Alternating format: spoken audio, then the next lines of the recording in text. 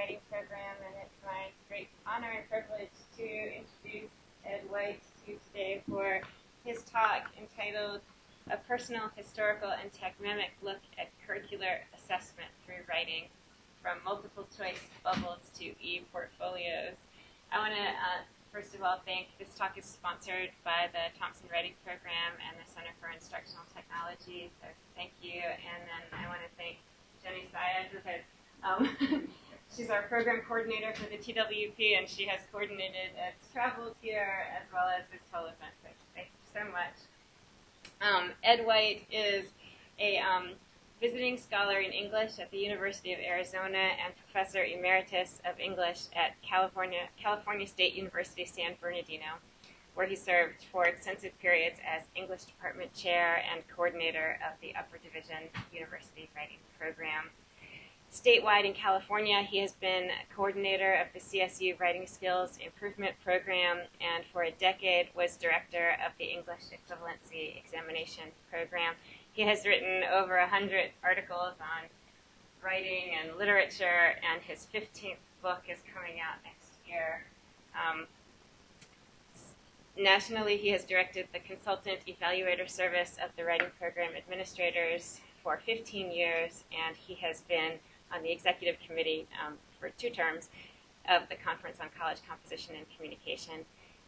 One of his books, Teaching and Assessing Writing, has been called required reading for our profession, and his work has recently been recognized by the publication of a book entitled Writing Assessment in the 21st Century, Essays in Honor of Edward M. White.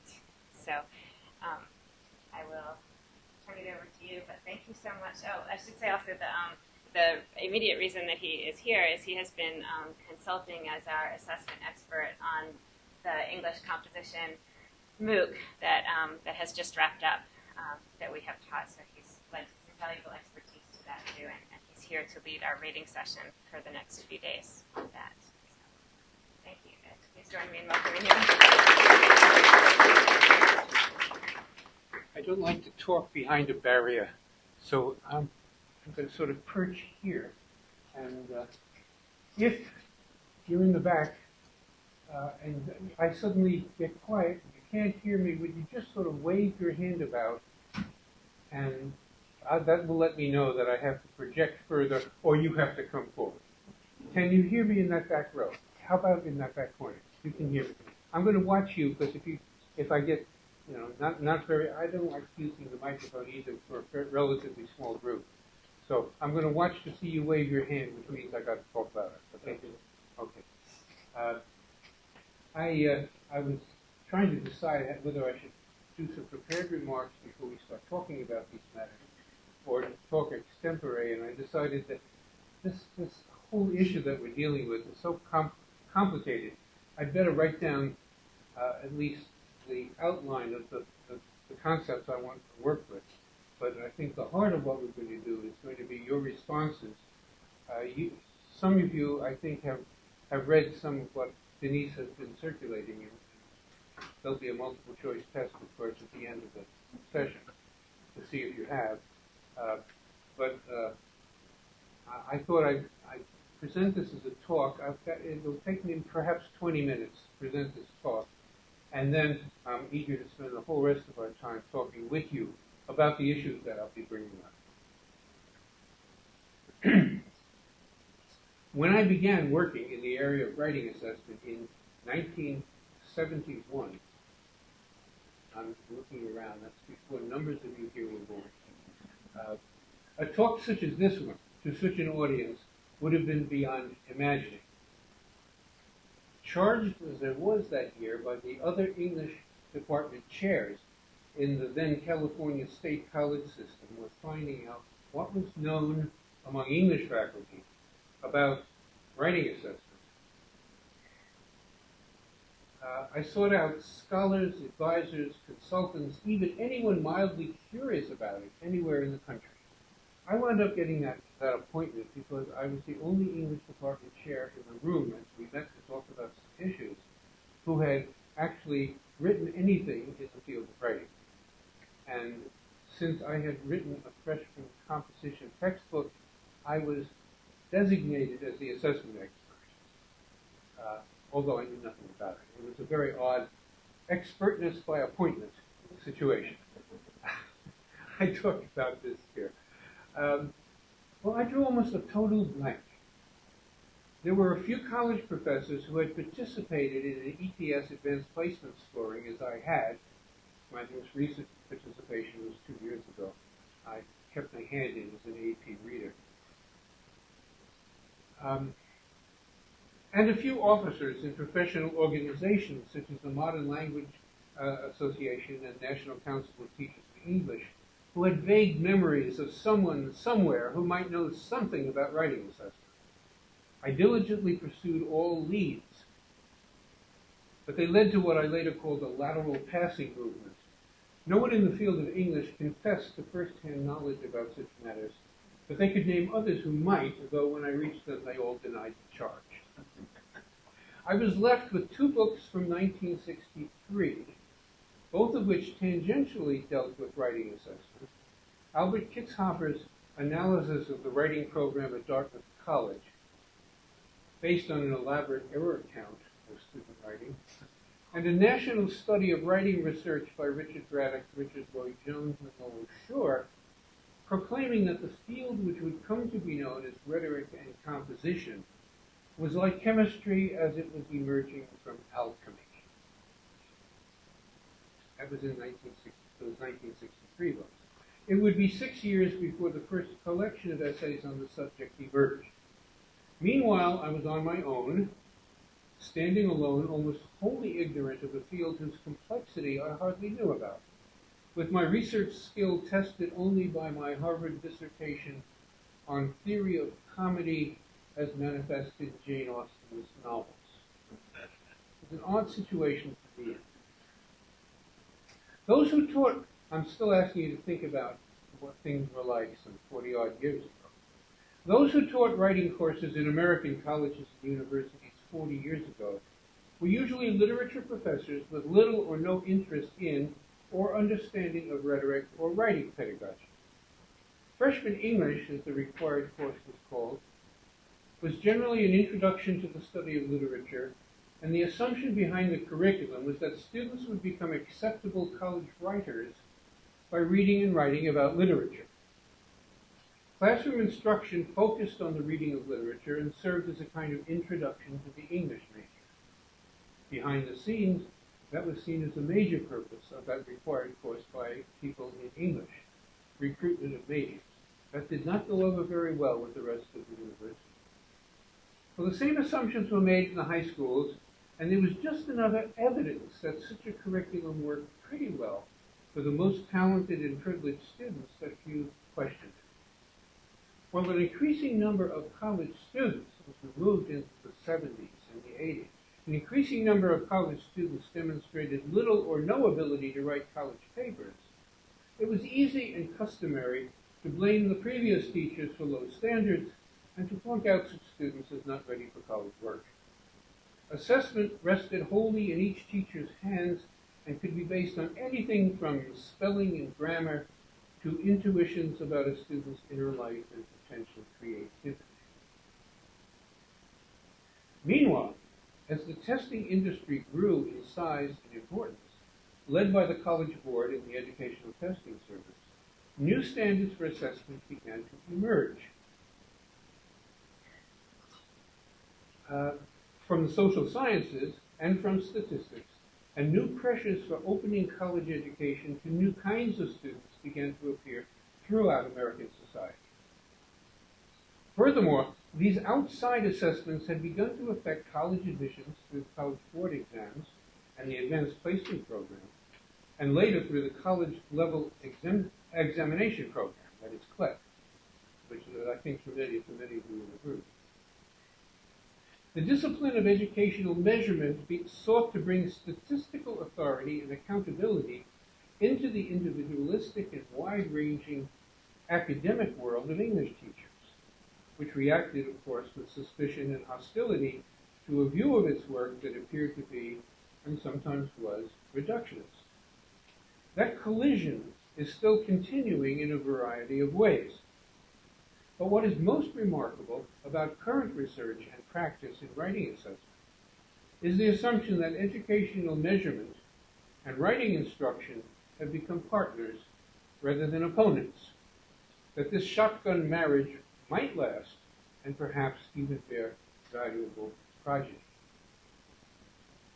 I had been made an expert in the field by appointment 40 years ago, though I was a fairly typical English professor, trained in literary history and theory.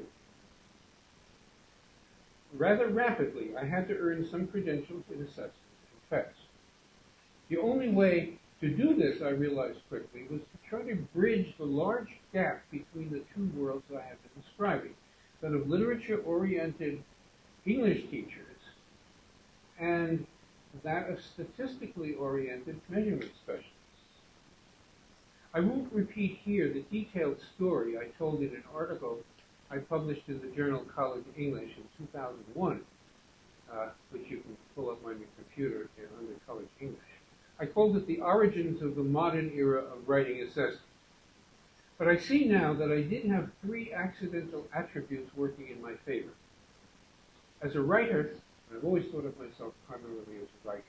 That's how I turn out all the writing that Denise talked about in the introduction.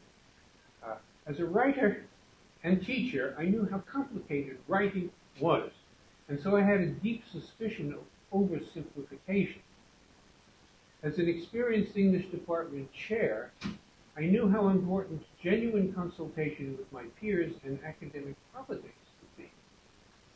And I had also enjoyed mathematics in school, and I did not share the deep suspicion of numbers that most of my English department colleagues felt.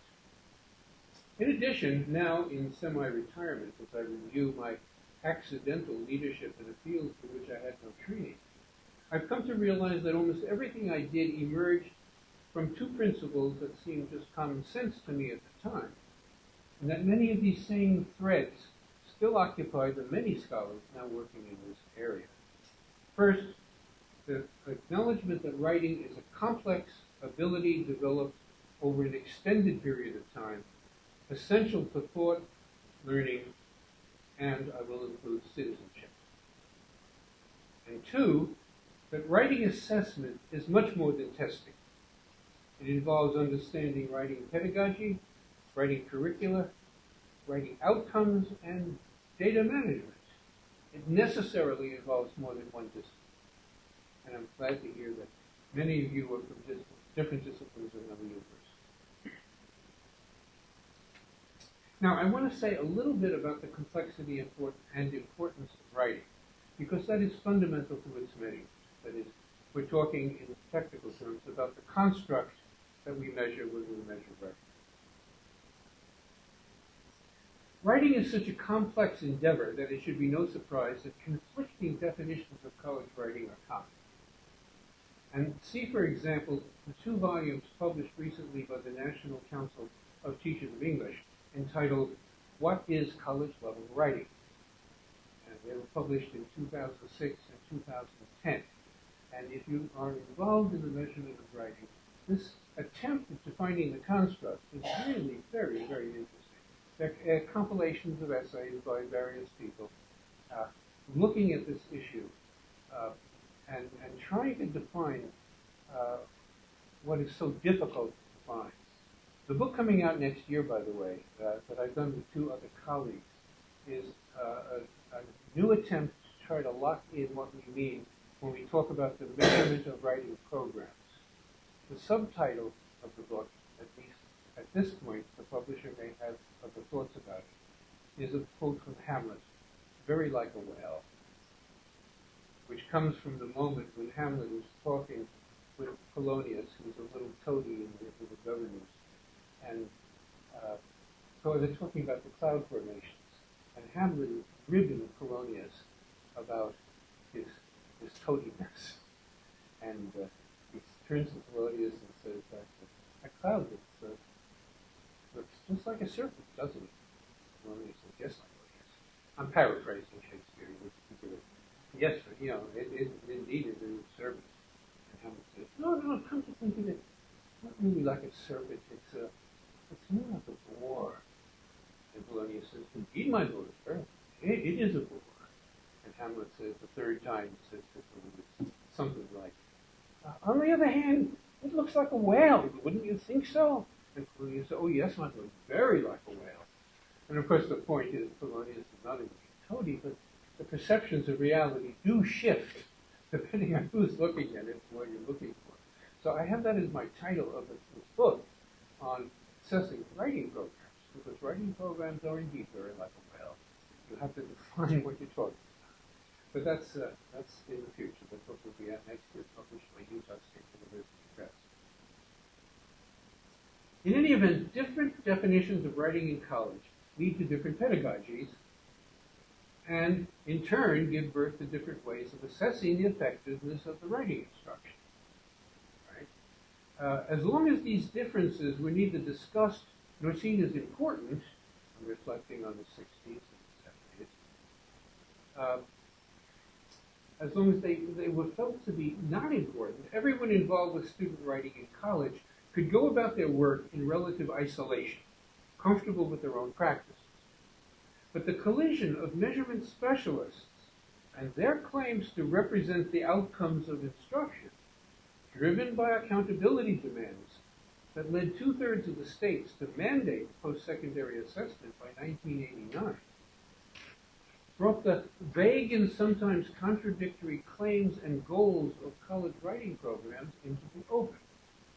A steady stream of federal reports, such as Straight Talk About College Costs and Prices in 1998, and even more recently, A Test of Leadership, Charting the Future of U.S. Higher Education, that's 2006, led to accountability demands that required everyone involved with college writing to define with some clarity just what they envisioned the goals of college writing instruction to be. At the same time, on-campus competition for funding in the face of regular and increasing budget cuts led to faculty and administrative questions about the efficacy of composition requirements. Those defending those requirements were being asked to define their goals with new clarity and also to provide some kind of evidence that those goals were being met. These demands often led to healthy, if frustrating, discussion about just what college writing instruction was designed to accomplish. For instance, while statements from administrators and the public about the importance of writing in college are more or less routine, in practice, many administrators and faculty outside of those teaching composition and rhetoric see writing in rather reductive ways, as spellings say, or fine points of grammatical usage.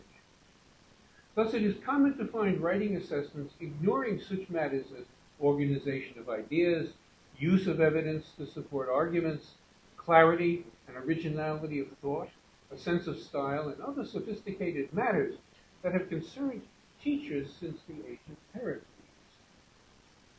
On the California campus where I spent most of my career, I maintained a continuous and frustrating battle with the counseling center about the demeaning way it advised students about their undergraduate writing requirements. Our writing courses, including the advanced ones, were called remedial writing. One word, remedial writing. A single word which needed to be gotten out of the way, so more important matters could be attended to. But they drove me crazy. I could not get them to stop calling our advanced courses remedial writing. That's what they did. The reductionist assessments that such attitudes generate are less present now than they were 40 years ago, though they still exist. And the continuing efforts of writing faculty to demonstrate the importance of writing, as for instance, thinking made visible, for education and society as a whole, are no less strenuous.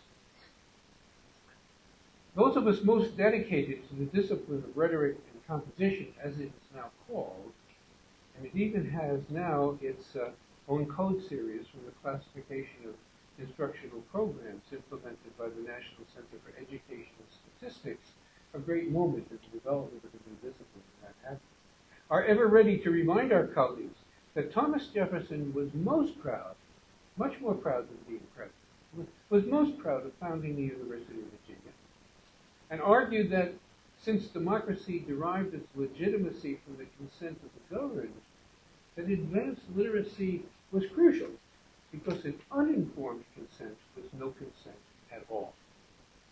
You may apply that concept as you like to current politics. Jefferson warns us against writing assessments that fail to tell us anything about the complex socio-cognitive processes that students will need to master if they are to become truly educated and be able to participate effectively in shared governance. It was painfully obvious 40 years ago that much of the substance of college writing instruction had been omitted from the writing assessments then in use beyond the original classroom. They were almost all multiple choice tests of trivial matters, surface matters, and the like. At the same time, it was clear that teacher assessment of student writing was way too idiosyncratic to be useful for the many assessments that were taking place outside the classroom. If the goal of attaining meaningful and responsible writing assessments was to be reached, and if writing were to maintain its position as an important foundation for advanced education, some kind of a meeting of the minds would have to occur. I wish I could say that these goals had been achieved during the 40 years I and some others have been pursuing them. I'm talking about the bringing together the educational measurement community and the writing teacher.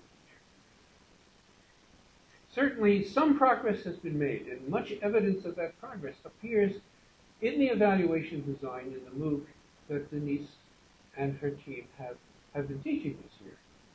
But the problem of achieving enough consensus on assessment to reinforce the importance of writing remains acute today, indeed in some ways even more so than it was 2 generations ago. The advent of computer scoring of writing, the appearance of wealthy business moguls as education testing advocates, and the large-scale governmental assessments of students to determine the value of their teachers have brought a new urgency to writing assessment. These well-intentioned efforts have led to further reductions in the understanding of writing and new simplifications to what is being measured and what it means. But the team effort embodied in this MOOC offers some hope for the future, or attests to some hope in the future. It demonstrates conclusively that we now have a community of scholars and a body of scholarship focused on the assessment of writing and writing programs that brings together deep understanding of the importance and value of writing and a commitment to responsible writing assessment. No one should imagine that this ability of writing teachers and educational measurement specialists to work together is seamless and accomplished at this point. And I want to talk about that just a little bit more.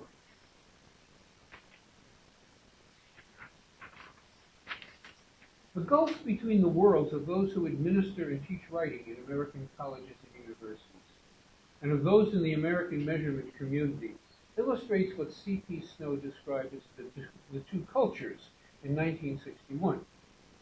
It also illustrates what the linguist Benjamin Warp asserted almost a century ago, speaking of different language cultures. Those, Warp argued, those speaking different languages do not merely see things differently. He argued that they inhabit different worlds. The profound insight that has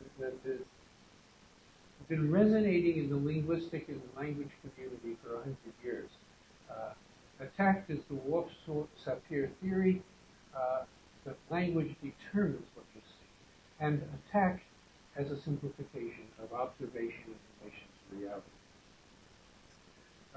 Yet unless the inhabitants of different worlds can understand enough of each other's perspectives to respect and listen to each other, we will continue struggling to achieve more responsible and useful writing assessments. Let me use an example of how this collision of worlds plays out in the assessment of writing. Those of us steeped in the humanities, in the traditions of the humanities, tend to see the world in the light of those traditions, along with a certain self-righteousness about our specialized knowledge. Our discipline goes back thousands of years to the classical rhetoricians and the ancient poets and bards, and however the realities of a particular classroom in a particular institution may overshadow that vision, that remains alive with many teachers and many students. Unless those in the educational measurement community have some understanding of this context, they remain forever mystified by certain attitudes writing teachers bring to assessment. Take the concept of reliability, for example. In the measurement community, reliability is a basic requirement for the generation of data. It means your scores show consistency and accuracy. Unless you have meaningful data, you cannot use your results. An unreliable measure is a waste of time and energy. It seems so reasonable in that world as to be beyond question. Given those assumptions about reliability, the measurement specialist is puzzled to hear the Americanist on the assessment committee quote Ralph Waldo Emerson. This is from his essay on self-reliance. A foolish consistency is the hobgoblin of little minds. How did you react to that, those of you in the measurement community, working so hard towards reliability of measurement? And he acts, this Americanist, acts as if reliability is a problem rather than a virtue. Foreign as the concept may be to statistical values, reliability is not a basic good in the humanities or the arts. In the arts, differences of opinion are not only to be expected, but are to be valued. Which is the best painting by Titian? The best symphony by Beethoven? The strongest argument for the existence of God? What reasonable person would expect agreement of 0.90 on such questions as these? So why, the respected English professor argues, should we desire a high rate of agreement on which is the best essay or portfolio in the sample group? Clearly, some kind of compromise based on the understanding that we approach these questions from different fields of study, different worlds of language, is essential. A wise measurement specialist who usually chairs that committee on campus, on most campuses, will readily agree that in many matters, particularly in art, disagreement is more valuable than agreement. But then he or she will argue on grounds of fairness to the students taking a test that a rating or a ranking, when necessary, should not depend on the idiosyncrasies of individual raters, but rather on a group of views on particular standards.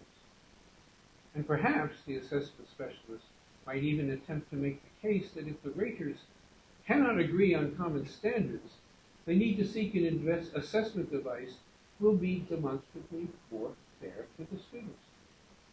The point is not that reliability is or is not a universal value, but that in a testing situation, all the values appropriate to art do not necessarily apply. Consistency of grading is, in that case, a higher value than individual expression. Some humanists will not be convinced, but the conversation can go forward toward a compromise resolution once we understand the different worlds from which our assumptions emerge. For the same kinds of reasons, most humanists will never be comfortable with computer scoring of student writing, however much the data shows similarities with human scoring. Evaluating writing for writers and writing specialists has to do with reading for meaning, not counting anything. And that's what computers, that wonderful counting machine on which we all rely, that's what computers do. Writing, by this humanist definition, is intended to convey meaning from one human being to another. And its generation of a score for sorting purposes of students is a secondary and artificial use. We worry that students who know they are writing only for scoring by computer will use their ingenuity to impress the computer by, for example, omitting verbs and using many semicolons. Most of the computer algorithms really look for semicolons, and they have a lot of trouble handling verbs. So a canny student who knows that will ignore the verbs and use lots of semicolons and get a high score from the computer. They'll use their ingenuity, in other words, to impress the computer instead of accomplishing the intended assignment. Indeed, Why not purchase a paper from one of the essay generator programs available on the web, since all that matters about writing is generation of a grade? By the way, if you've never checked out the essay generator programs on the net, it's really an amusing exercise. There are about 8 such programs. Your students know about them if you don't. And you can just input a topic, and within seconds, out will come an essay generated by essay generator. It's the same essay for any topic, and it's gibberish, basically, with charts and bibliographies that are all gibberish, but they have some kind of linguistic relation with the topics that the student put in. But those papers are not designed to be read by humans. Those papers that the student hands in are designed to be read by computers, who will be very impressed by it. So the question of computer scoring of writing is a very complicated one. It has to do with something basic about what education is all about. But we can talk about that later in the fight. It is important to realize that nobody is wrong in the diversity of world views I've been talking about, and different languages to approach the nature of writing assessment. The measurement specialist is most concerned with the generation of accurate and valid information on student performance. Consistent with limited budgets and modern technology, matters frequently neglected in writing research. I learned to respect the work of measurement specialists early on, and I am sometimes embarrassed by my English department colleagues who feel that only they have the right to assess student writing or writing programs. Writing is too important to be closely held by those in the field of rhetoric and composition, and we need to welcome others to the enterprise. Which brings me back to the particular writing course we'll be considering in detail throughout our portfolio reading in the next 2 days here at Duke, beginning this afternoon. The focus of the final section of this student talk. I was surprised and pleased when Denise, teacher of record, as you know, for the Duke Composition 1, asked me early this year to join her team. Would I, she asked, develop an assessment design for what turned out to be a truly massive enrollment of students from around the world? I knew little about MOOCs, but the challenge of integrating modern concepts of assessment, linking what writing teachers know and what assessment specialists know about writing, integrating modern concepts of assessment on such a scale seized my imagination. Knowing, as I did after more than 50 years teaching writing research, and management of writing programs, that serious writing instruction requires personal communication, expert responding to writing, careful attention to reading, how, I asked, could I accomplish such a task with integrity? There was no way writing teachers could respond personally to over 71,000 students, the initial enrollment of the course. It wound up at 81,000 by the end. Personal faculty attention could hardly be attempted outside of images on the screen. At the same time, many of my colleagues, the dedicated humanists living in their world, saw all MOOCs as an unmitigated evil, about to swallow serious college education for lunch and many of their jobs for dessert. Most seriously, I wondered, would there be pressure to award college credit for student work never actually evaluated by a faculty member? There was, and remains, such pressure, but more on this in a minute. One condition I did stipulate: we could help students prepare materials to be submitted to a college or university for evaluation of credit, but the collegiate institution would have to make the credit decision. Our job would be to provide a free or virtually free educational experience for those seeking it, to give a taste of college-level reading and writing to anyone with a computer and access to the web. Shades of John Dewey and Paulo Freire stood at my back as I agreed to develop the assessment design. But we do need to speak to the concerns about the MOOCs that I mentioned before we go into the assessment design. Some of them justified, but most not. I can speak with authority only about our MOOC, but I think it is pretty typical in its approach. The initial enrollment defined itself ranging from age 11, 5 of them were under 13, to 143 people over the age of 65.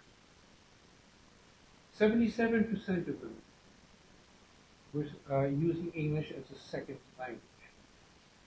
The enrollment was, of course, worldwide. It dropped rapidly to 3,311 completing the first assignment. This was a genuine college course. And of course, from 71,000 to 3,311 is quite a drop. Some people looking at those numbers say that's a terrible failure of the course.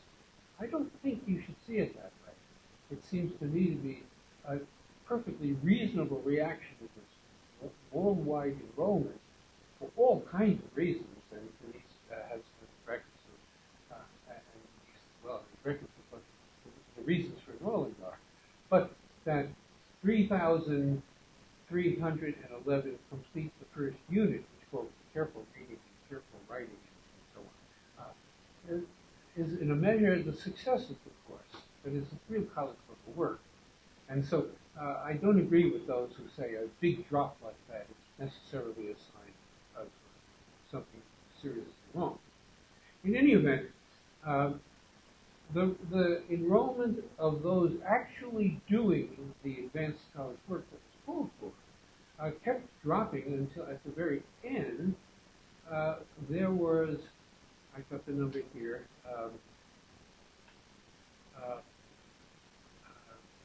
only 475 completed the signature track. That is, a track that provides them with an e-portfolio to present to a university for assessment for credit. Now that's a really tiny number, down to it. Not in terms of class. Now, I don't think anyone here wants to teach a class of 475 students, so probably some of you do.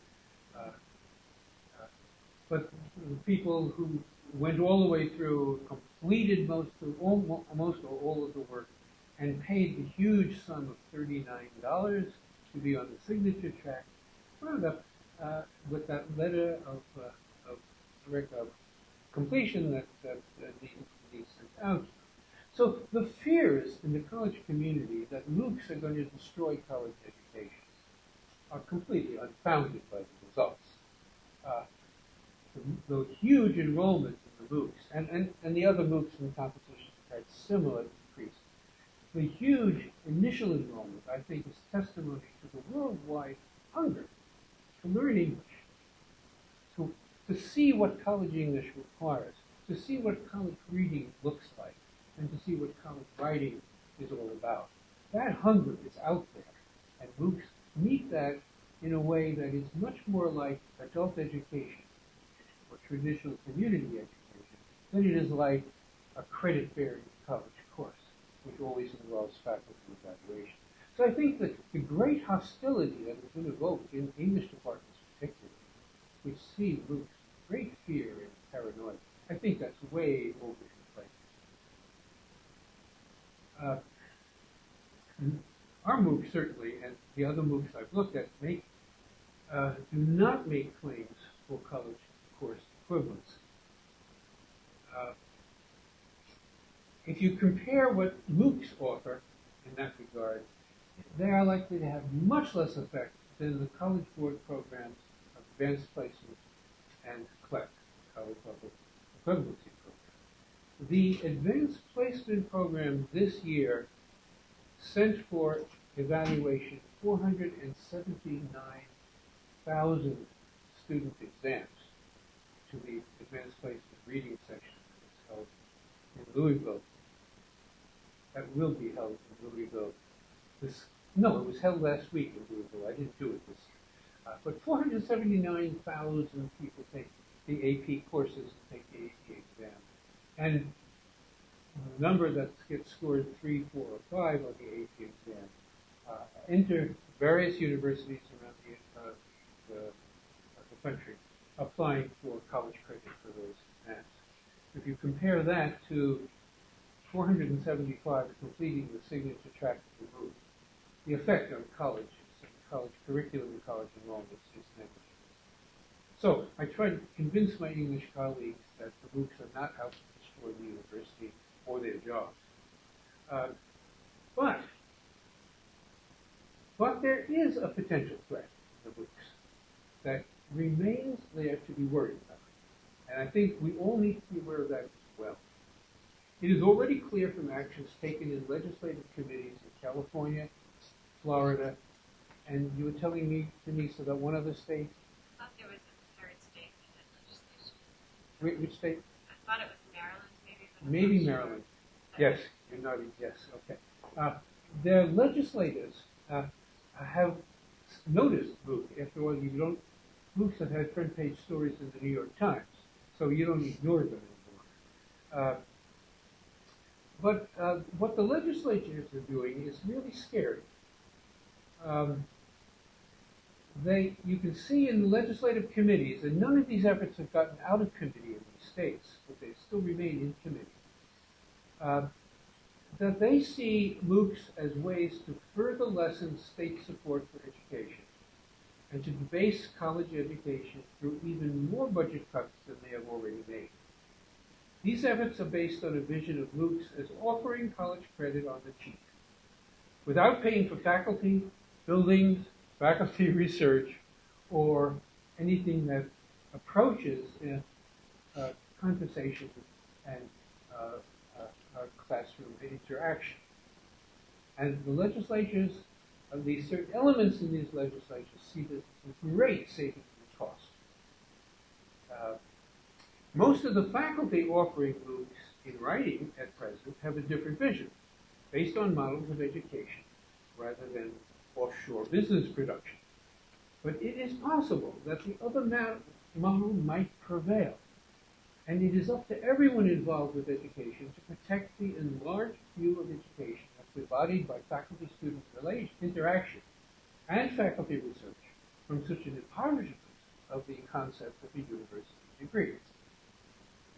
But if we see the MOOCs not as a replacement for college, but as an expansion of what used to be known as community education or adult education, that is learning for its own sake, then the promise of the MOOC becomes clear.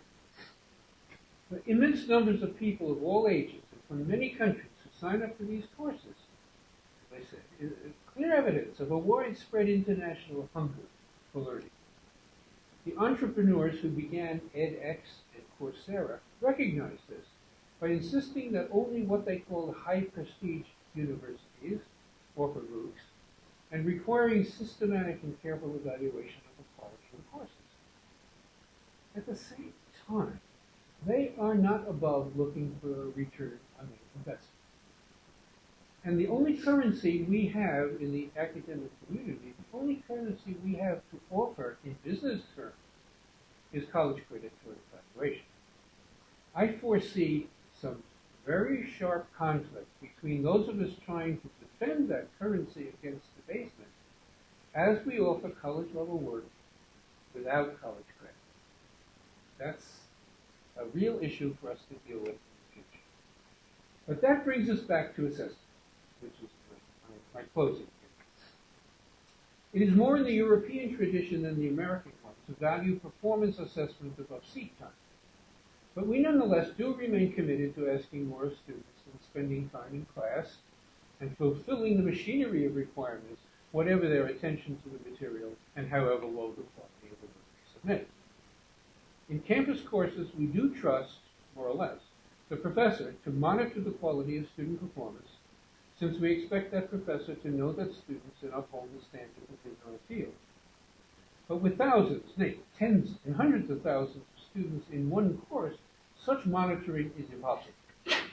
With the aid of clever software, we can monitor whether students have submitted the required work, even check against plagiarism and impersonation, but we cannot certify that the quality of the student performance is at the college level, no matter how advanced the course material or how outstanding the qualifications of the teacher on record. For this basic reason, MOOCs cannot and should not certify college credit. We have to make that case regularly and often. What then is the role of assessment under these conditions? It turns out, it seems to me, that MOOC assessment is liberated to function at its best, to be an incentive for students to improve, to be useful in learning. After all, assessment has two functions. One is to certify. The other is to provide feedback. Thus, the teacher puts a grade in a paper attesting to its quality, but also writes some useful comments for the student to do better on the next paper, or, if possible, a revision of the same paper. For many students, the grade is not only a judgment of quality, but the only feedback that counts, and they ignore the comments. Great frustration for all of us as teachers. They look at the grade, they ignore what we're telling them. But the best students have always valued the written or oral feedback rather more than the grade, for that is what stimulates learning most effectively. It is this feedback that reasserts the nature of writing, its intimate relation to thought, argument, creativity, human communication.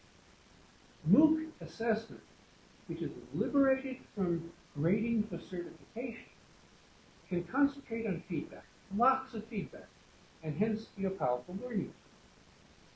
So that's how we set up the assessment design for Composition 1, which consists of 4 separate but linked units, each with reading and writing assignments.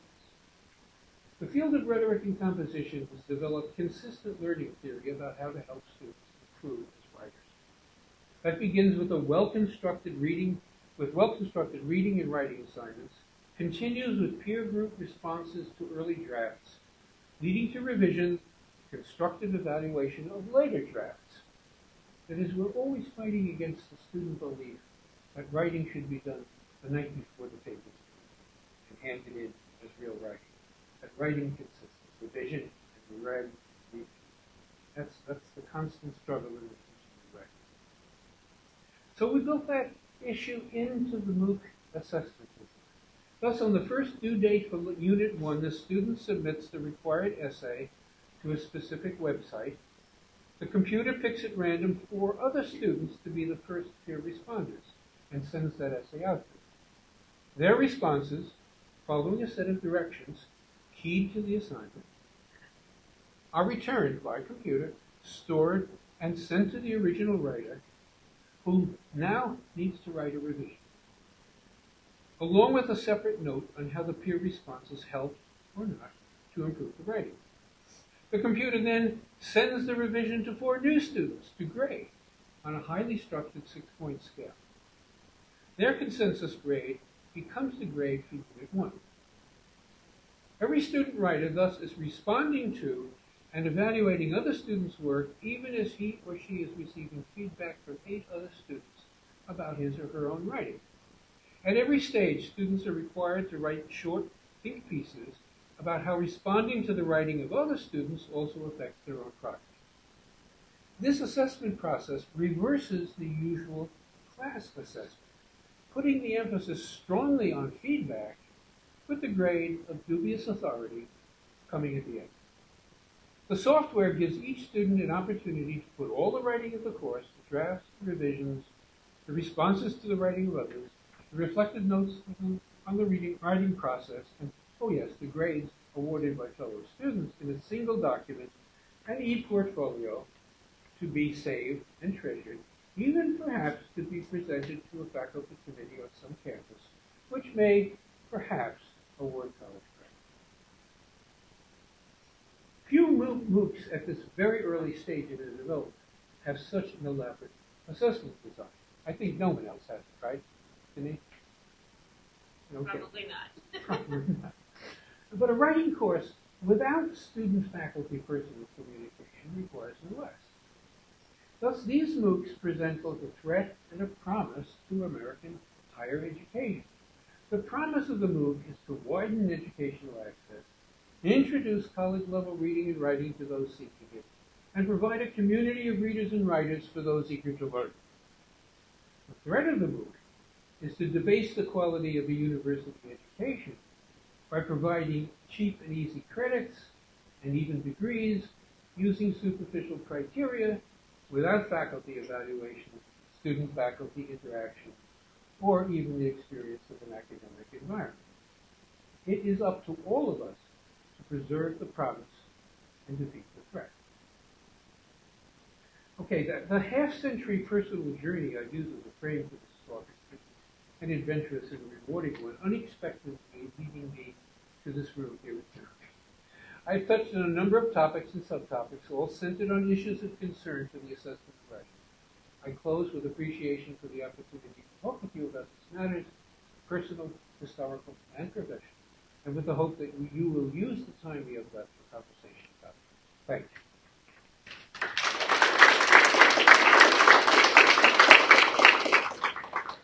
So let's talk. I hope I've said something to displease at least most of the people.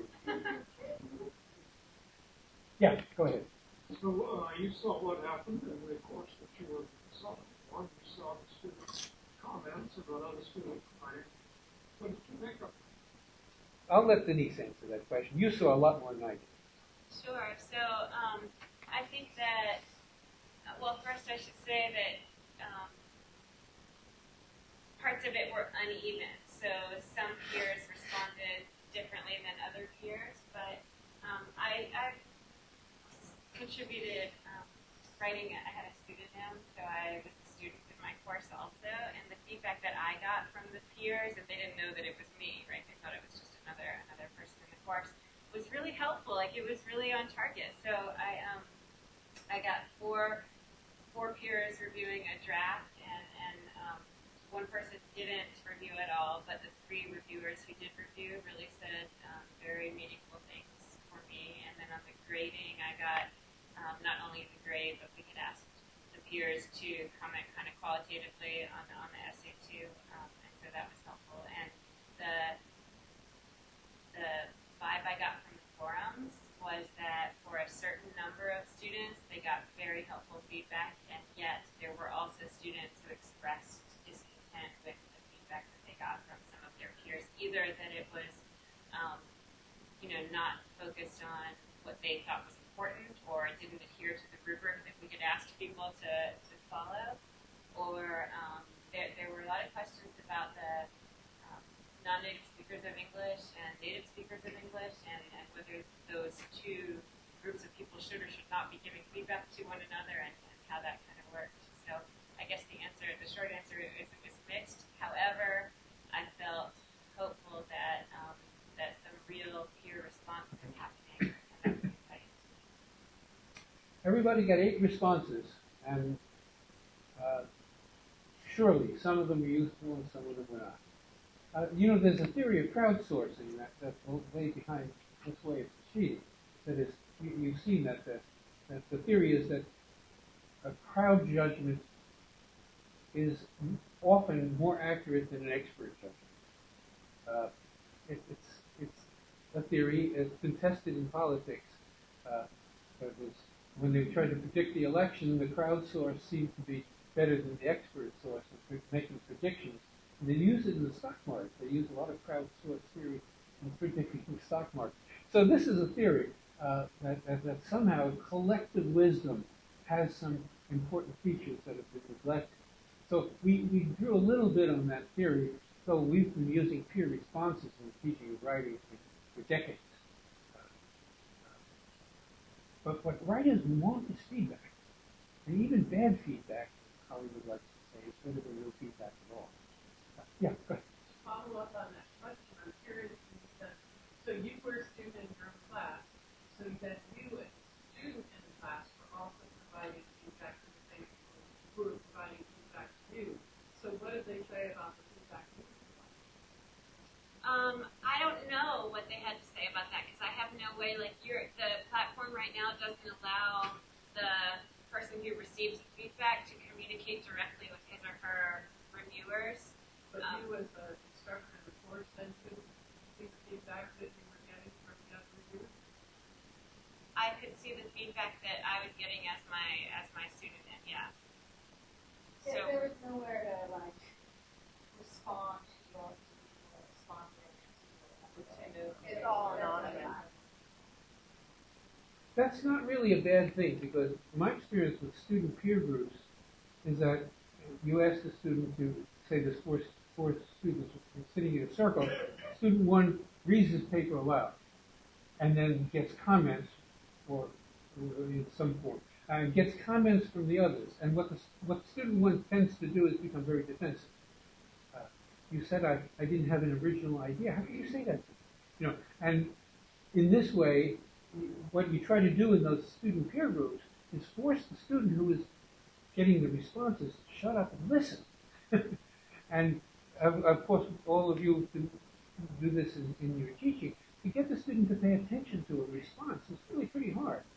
And so, not being able to argue with the people who commented on your papers is a pretty good way to force you to listen to what they had to say. And it may be very stupid. I'm sure in some cases it was.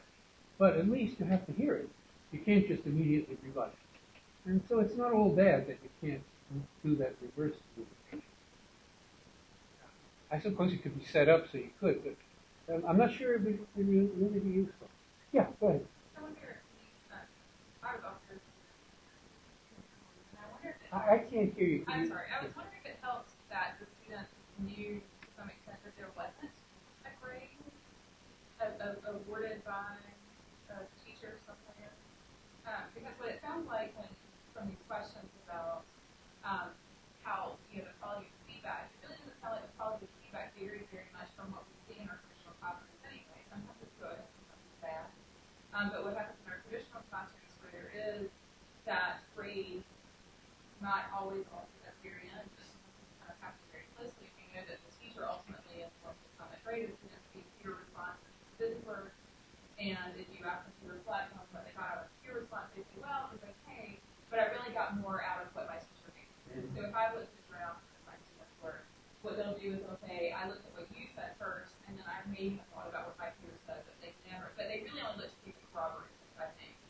And it's hard to teach them to break out of that unless you tell them that their peers' feedback is what is crucial to the grade. And I think it may have helped to set up that system from the very beginning. People knew that you may only be getting feedback from your peers. And I saw that they clamored, like when you had options for them to have you look at it and workshop a paper. I mean, there were hundreds of people, and they were making all these fantastic arguments for why their paper should be looked at.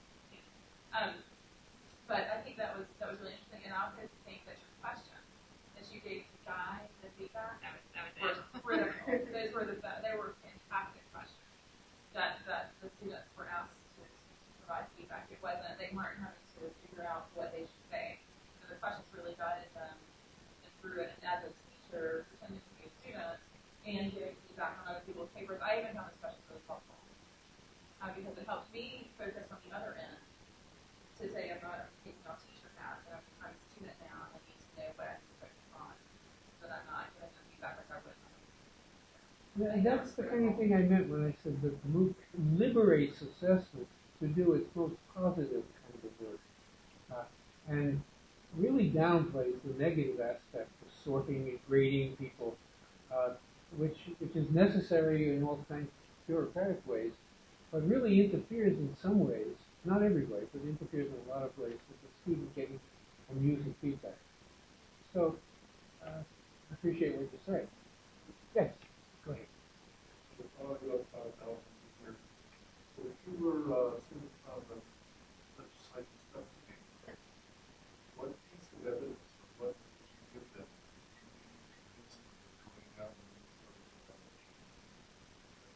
them going down the MOOC road of insisting on awarding credits for the MOOC.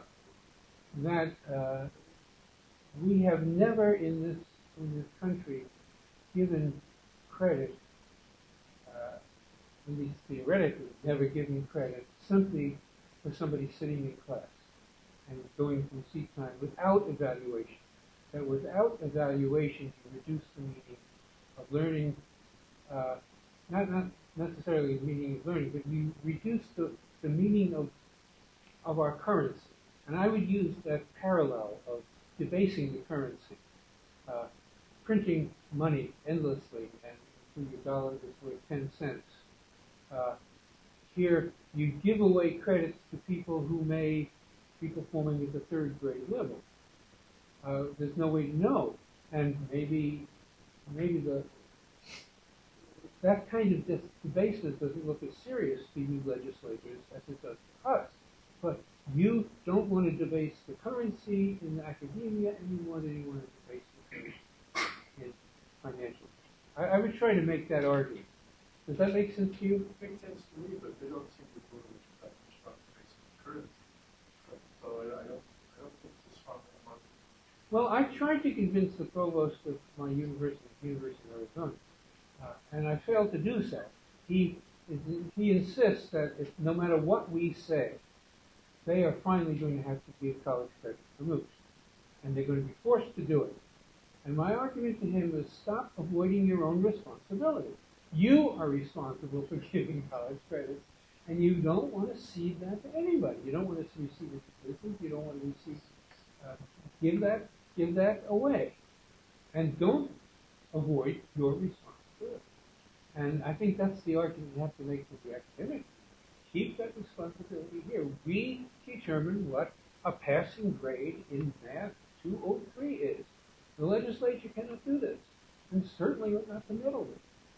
So I think that's the argument I would pursue.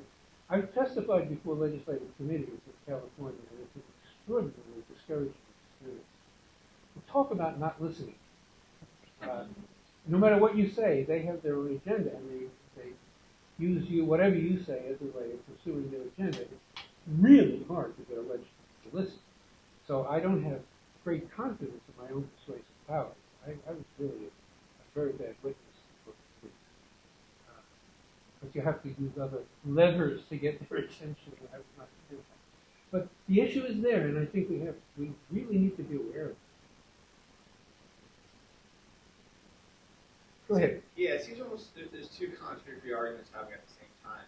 We're arguing about the that MOOC should not receive credit because you shouldn't get credit for just being in class. At the same time, making a secondary argument about the value of peer feedback, right? And to create mechanisms by which peers can speak more and more effectively to each other. That almost diminishes the need for and the value of the instructor. So as you uplift the ability needs to, as a student in the class, to give feedback to other students in the class, I would question whether or not you even need the instruction. And then the question is, if you're not doing that, right, then what becomes the value of the MOOC? Because the singular instructor cannot give feedback to everybody. So if you don't maintain a certain, I don't say standard, but a certain expectation to receive, I can't see the value in taking a class like that. And so it seems like at one point you're diminishing the need for the instructor, but arguing that you still have to have that in place in order for it to be college bearing. This is a very serious issue, and you're bringing it up well.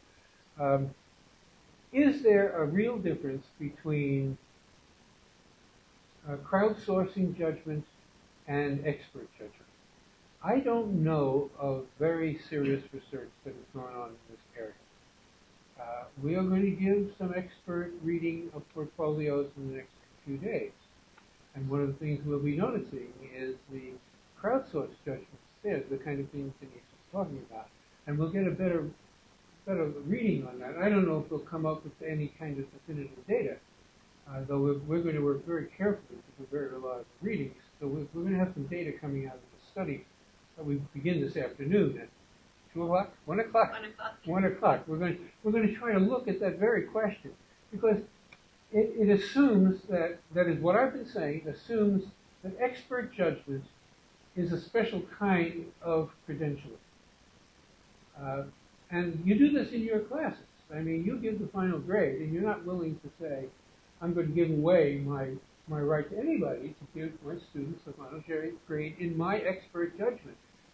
And all of us who teach writing have had the student come up and say, why am I getting a D in the class? I handed in every paper. And of course the answer is, yes, you handed in every paper, but they were no good. And we're saying the expert judgment is what counts when we talk about college credentialing. But it may be that there's going, as research into crowdsourcing, maybe that argument is weaker than it seems to me to be. And but that's the crucial one. You're assuming perhaps rightly so, that crowdsourcing judgments are in fact appropriate for credentialing. I don't think I'd like that for the airline pilot's exam. I don't think I'd like that for the person who's going to operate on my appendix. I think I want expert judgment to credential the people who do that. So, but we don't have really good data to make that case. It's a common sense case, but your point is it may not hold, I think. Yeah, in all probability, what you may find as you look at larger and larger sets of data is that it's a mixed bag, right? That in some circumstances, depending on either the training of the instructor or the interest of the instructor or the energy level of the instructor, you'll get good, effective, or ineffective feedback, and you'll find the same from the students as well. So net at the end of the day, it might, the actual results or the efficacy of the value of feedback or the evaluation itself may not be statistically better for instructors over large populations of students because you have good and bad in both populations. Well, this argument was never more crucial than during the Vietnam War. I was teaching during the Vietnam War and participating in parades against it. But it was very clear that students who flunked out of one course or more lost their draft deferment to students. And I had students come to me and say, if you don't give me a passing grade in this course, I'm going to be in the jungle in Vietnam in a matter of weeks. And how can you do that to me when you're so publicly against the war? And the only answer I could give, and it sounded hollow, but I gave it, was, I don't create your grade. You create your grade, I simply record it. And it was a kind of argument, why didn't you do better work if you didn't want to lose your deferment? But since it was a life or death situation, to say that I just record the grade that you earned didn't sound very convincing, certainly not to the student who got his D or F, whatever it was, and didn't sound really convincing to me either, but that was really a pressing issue. It wasn't just college credit, it was life or death.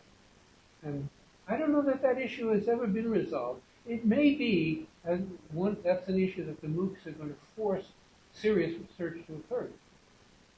And it sits out there. Yeah, go ahead. Well, another complicating factor, I think, is that the way it's set up now, there's no way to know, like, how many Denises are out there giving feedback, right? How many, like, more expert people are there giving feedback, and how many of them are regular students? Well, you're using feedback, I think, not accurately there. The feedback is always from the students when you've got 71,000.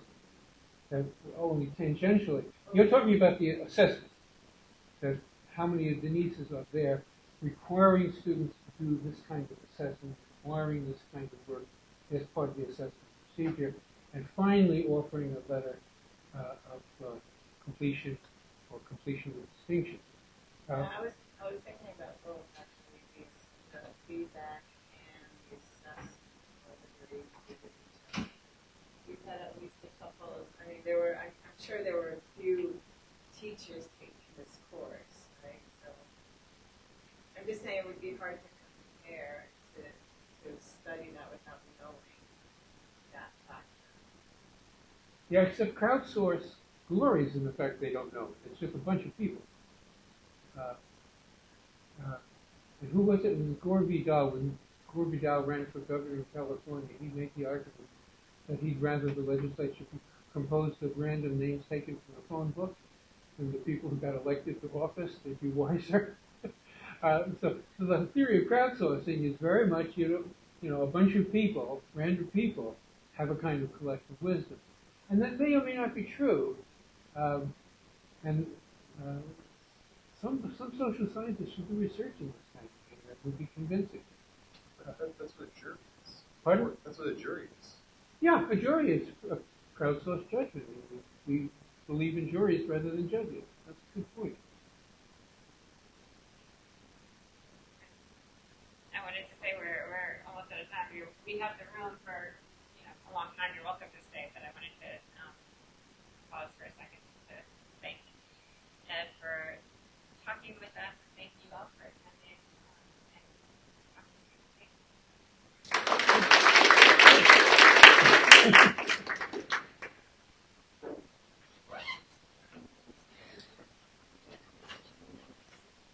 you. I'm Kendra. You're welcome. Hi, it's nice to meet you. I was also working on the course. Good. Yes. Okay. Yeah. Yeah, you were on the technical. Right? Yeah. Did a lot of the forum. Oh, so you figured it out. Oh, yeah, I didn't